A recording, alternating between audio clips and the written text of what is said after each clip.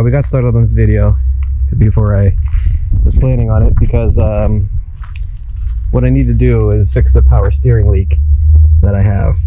And I was going to wait till I have the hose and everything in the mail that I have on the way. But I wanted to take a look at it today on my day off to see what was going on. So I found that second hose over here on the right is the one that's leaking. It's the one that just goes on there with the clip. And there is a bracket missing that bolts right into here. Well, the bracket's on there, but the bolt head broke off. So I thought I was missing the bolt. So I was like, I was just going to attach the bracket back on there and wait for the hose to come in. But I realized that it's a broke off bolt in there. So I just ran to Home Depot. I got this right angle drill, and I'm gonna drill it out and try to retap it so I can at least attach the bracket.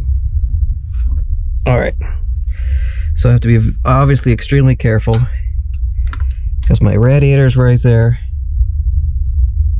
and a lot of hoses are nearby. So let's just go. I got the WD-40 sprayed on there. I don't want to mess up my fan blades either.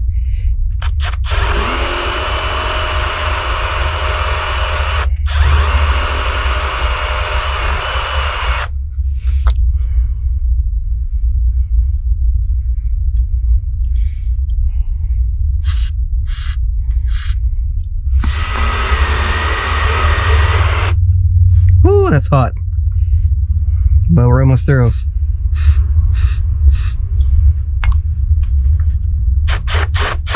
Woo! Right to the fucking hose. Okay, so here's where I'm at. I got an M6 tapper in there. So I'm going slow. Full rotations and then backing it up a half rotation. But there's not enough space for me to get the whatever that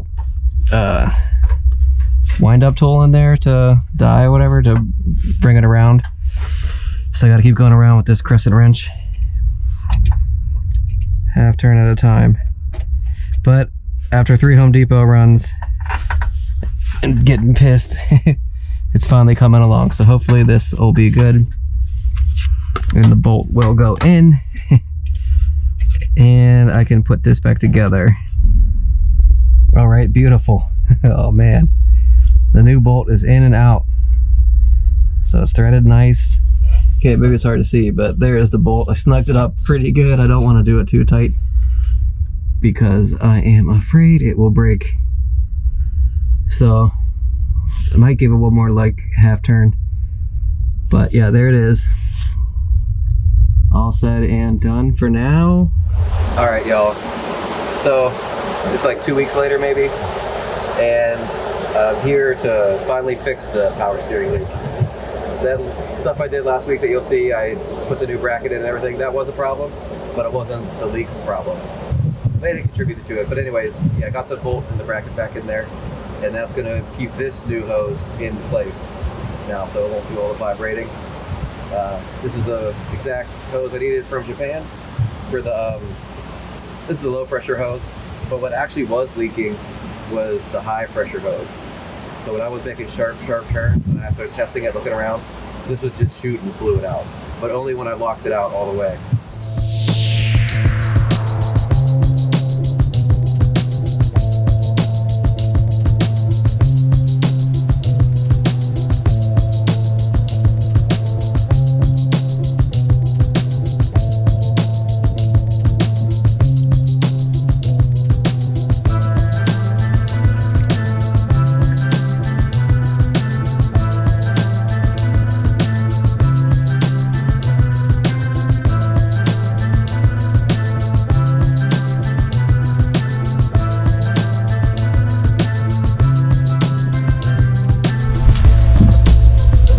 Okay, so here we are.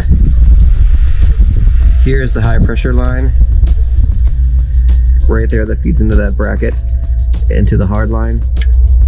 So it's squirting out right around here where the two hoses meet, and then down in there is where it connects to the hard line that goes into the steering column, whatever it is, rack and pinion, I don't know. So there's good access underneath the vehicle for that one. This one has limited access, and I have almost no room up here for a wrench, so that's going to be a challenge. And then I'm going to replace this too, the return line. And you can see that I didn't even lose all that much power steering fluid. And I think it's been 2 weeks since I've been driving to work in this thing. So first things first, I'm going to hit some of the fittings with some PB Blaster. I mean, that one's all oiled up, so that might be a little bit loose, but the one underneath the car is kind of dry looking. So I'm going to PB Blaster that. I'm going to siphon out some of this power steering fluid and just get ready to move on to the next step.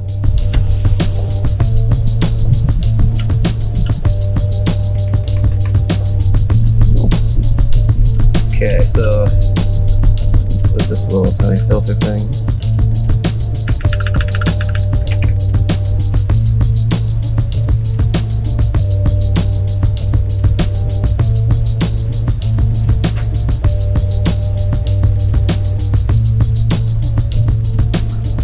Alright, so I'm gonna try to siphon out as much of this as possible, so when I bleed the system,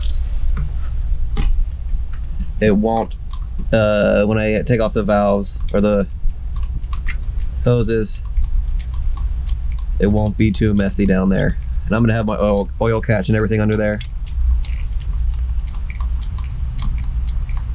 I'm using one of the West Marine resin pumps to do this. All right, looks kind of funny down there. So right now, I know I should probably have the car jacked up, but I don't have jack stands. And it rained all day yesterday and I'm in gravel. So I'm just gonna try to turn the wheel, see if I can flush more fluid into the pump. Oop. Okay.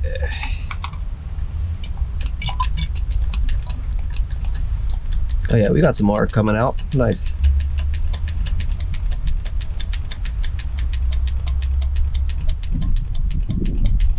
Oh yeah. Okay, so now I have my oil catch pan below, and I'm going to remove the low pressure line.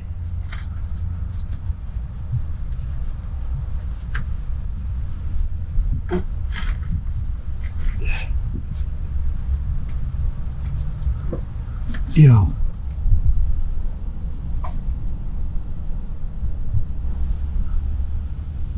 Okay, not too messy.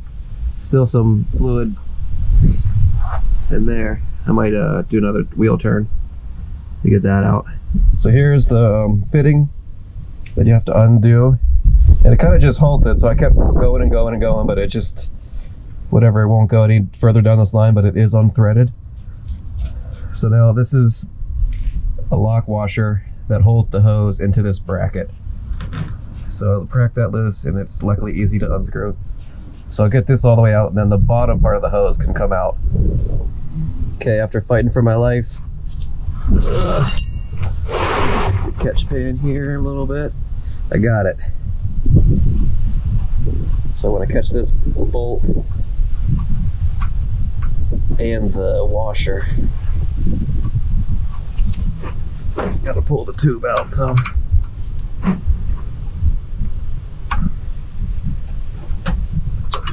Boom. Come on. Boom. Okay. Yeah, so that I could just remove this hose from the bracket. Let it drain out some. But then the top part's gonna be the hardest part, I believe. This took a while. This was like an hour or so. Yeah, and then this pretty much stuck. So that'll be a pain to get it back on there and thread it in. So let's just get there when we get there. All right, so wow, this is the next morning. I got to get this together before I drive to work today at 1:30. Well, it wasn't budging. I couldn't get enough of a wrench. I really didn't want to take all my fan and everything off. I tried to remove the alternator actually, and I couldn't do that because I couldn't get to the bolt. Anyways, I had to take the fixed pipe out of the way and get a socket under it from underneath. I was wrenching trying to get it, but I couldn't get it past that little L on the bracket. I'm all sore from trying to work it. I thought it was the nut that was seized. I did all the tricks in the book to remove a seized nut, and nothing got it. Finally took that pipe out and put a socket on it from underneath, and it came off like butter. Yeah, so there it is underneath, and the pipe's just kind of dangling. So yeah, I tried to remove those 2 bolts. Oh yeah, but there's 2 nuts on the back end. I removed the one over here on the left to try to remove this whole bracket so I could take out the whole assembly and take it off outside of the truck, but I couldn't get to the back side of the nuts. I even like drained my coolant trying to get this hose out of the way, still couldn't get access. So it's been a real pain, but yeah, I got frustrated and started making stupid decisions. Really, I should have just removed the pipe and used the socket. So now I know. But let me get it off and get the new hose in there. All right, so here's the hard line I had to take away. Should go back in there pretty easily. Just the flare fittings on the end. I go into, here's the new, old, new, old. So everything's out, ready to get back, put back in. So what I need to do, I'm gonna do the soft line first on both. Then we put the hard line back in. Then I gotta refill my coolant. And then put the new power steering fluid in, and then I can crank it and start bleeding the systems. Okay, first I'm gonna do the low pressure line. This is cool, I'm new to cars. So I was wondering how this clamp works. It's funny, you just like slide it on there, and then you pull this tab off, and then it clamps it. So yeah, and then this one's just your standard pinch clamp. Gonna go right down there on the tube sticking out, and then this goes on the bottom plastic one, and then I'm gonna put this one in first because the high pressure hose wraps around it. All right, I just put some coolant in it. I got everything fastened up tight and secure, hopefully. So okay, now I'm gonna add the power steering fluid and try to bleed the system a little bit, and just see where we're at.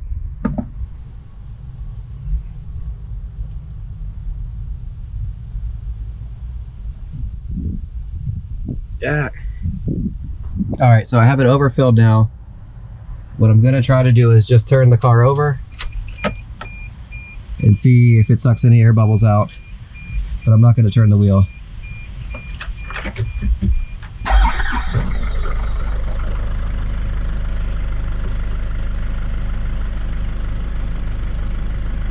yeah, I totally sucked it down.